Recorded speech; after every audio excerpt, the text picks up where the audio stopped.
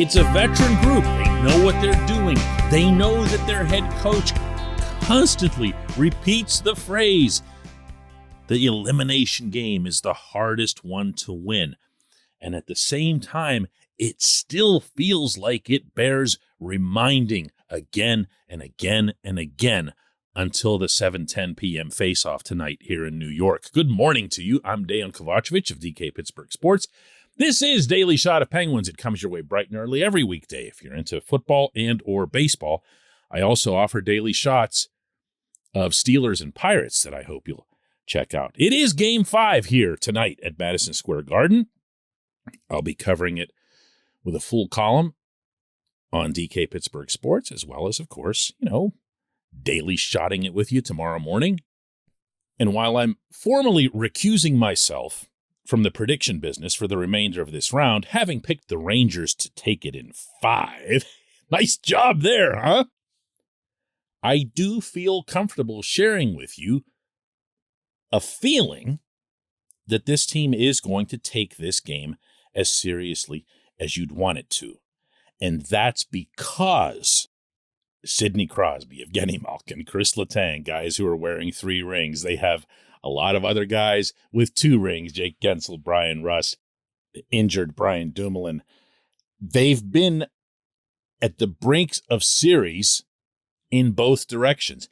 And if you go back over the history of the 2016 and the 2017 teams in particular, they were pretty good at taking care of business. I know there's the one that sticks out in everybody's minds when they could have put the Sharks away here on home ice. It would have been Pittsburgh's first victory on home soil in any sport since Bill Mazeroski's home run for the Pirates in 1960. And Maz was even at the game. They brought Maz in from Ohio. Maz is sitting there waiting for it, and it still didn't come because the Sharks somehow took Game 5. But then they went out to San Jose. They flew all the way out to San Jose. And I remember the vibe in that room that morning was beyond hyper intense. They were not there to mess around. I remember Oli Mata telling me at the morning skate that day, this isn't going home. This series isn't going back to Pittsburgh. When you have a team down, you step on the head of the snake, as the saying goes. And as long as I'm hearkening to the past here, I'm going to go way back and throw another one at you. And those of you who, really can rewind with this franchise will be familiar with this. But Badger Bob Johnson, who came in as the Penguins coach for just that one magical year before his tragic passing the following summer, Badger Bob would tell his guys all through the Penguins' first championship run that every team that wins the Cup has to have one of those short series somewhere along the way because the grind can become too much. If you've got to play 28 games, the obvious maximum, you're not winning any Cup. You're going to be beaten to a pulp physically and emotionally.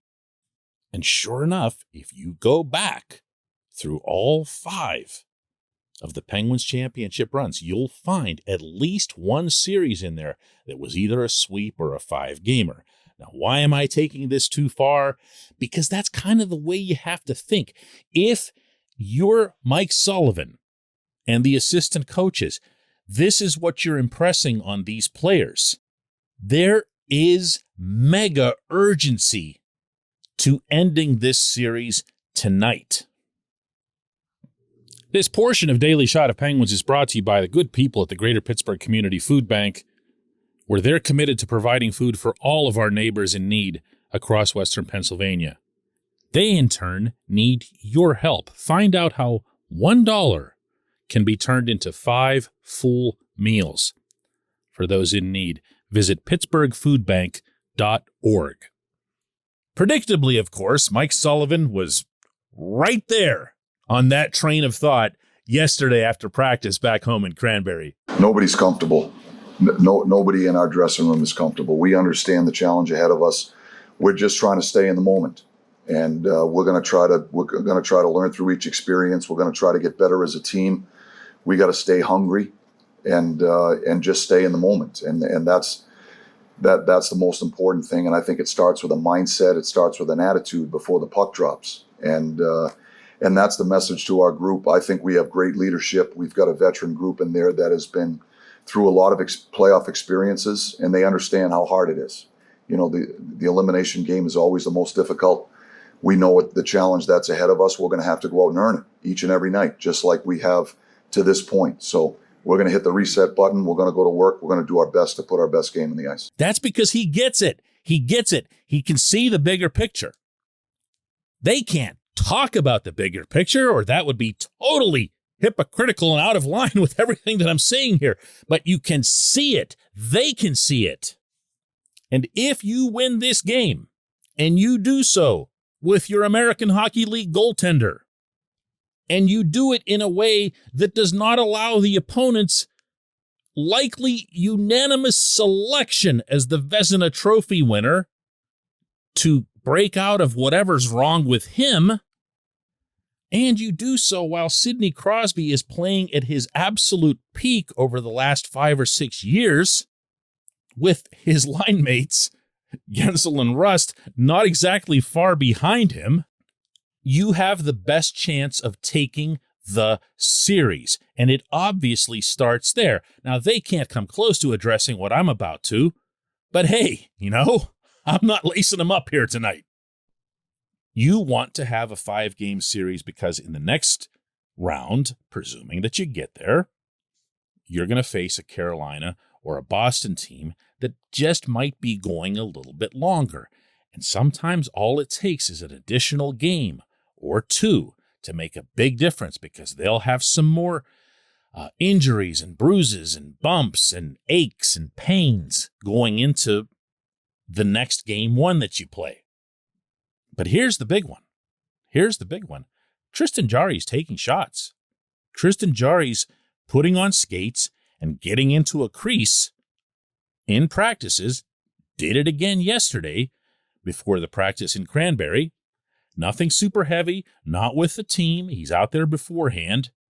But if you can find a way to avoid rushing him back into the series, and you can find a way to avoid doing the same thing with Ricard Raquel, who, by the way, was a full participant in the practice yesterday. I'm sure, at least I think, he'll be a game time decision for tonight.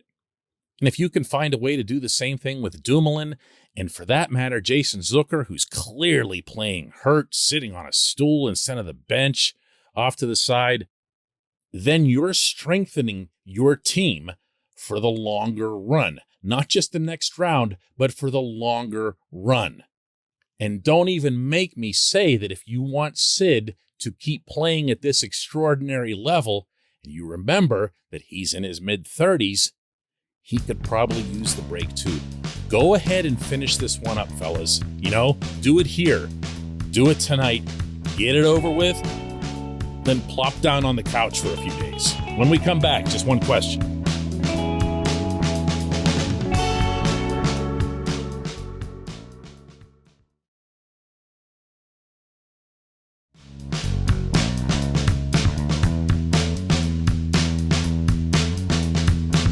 Today's J1Q comes from Todd Rombach, who asks, with the depth scoring all of a sudden becoming such a positive, who comes out of the lineup when Ricard Raquel is healthy? Thanks and love all your coverage. That's very nice, Todd. I appreciate that. I don't think for tonight, you're going to see anybody come out of the lineup here. I really don't, for a bunch of reasons. Number one, as I mentioned in the previous segment, even if Raquel is deemed a game time decision, that doesn't mean, as it often does with Sullivan, that he'll get in. He also had Zucker as a game time decision, you might recall, before game 2 up here, and Zucker ended up not playing. You can get close, you can do a lot of good things on the ice and impress the coaches and the medical staff, but it doesn't always cut it as far as the standard for what's required to participate in a game. Now, multiply that many times over for this atmosphere, where for all we know, when Gerard Gallant was going after his guys for being soft and using that word 3 times in the same sentence to describe his team's performance, in game 4, he might have been sending another signal to, go out and just attack everybody the way they did in the first 10 minutes of game 1. And by attack, I mean like assault. I mean like just running around brazenly the way Ryan Reeves did. Even Alexis Lafreniere got into it. I know they've made him a little grittier, but I didn't see that coming.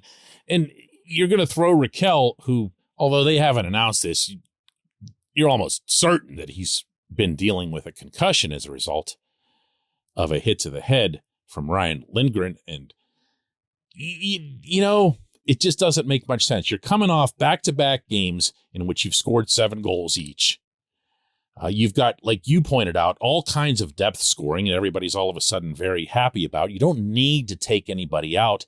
If you were to take someone out to attempt to answer your question here, it would probably be Brian Boyle, because he's kind of that guy that's sitting there at the edge there.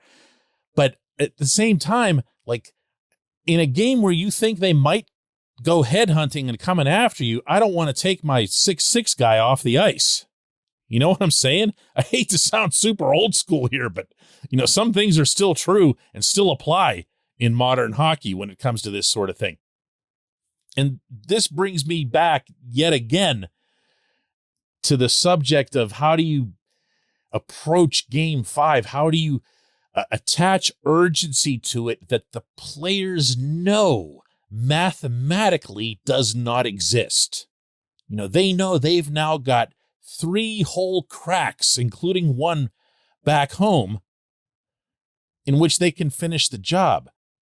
And telling them that these same 2 franchises met in 2014 and the Penguins had a 3-1 series lead and lost isn't going to do anything either, because that's like 100 years ago to most of these guys, probably even including the ones who participated in it.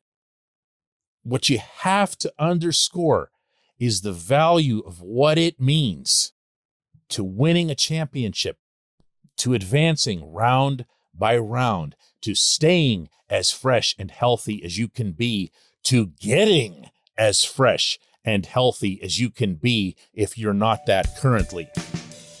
And of course, the not so small matter of bringing back your very, very good starting goaltender.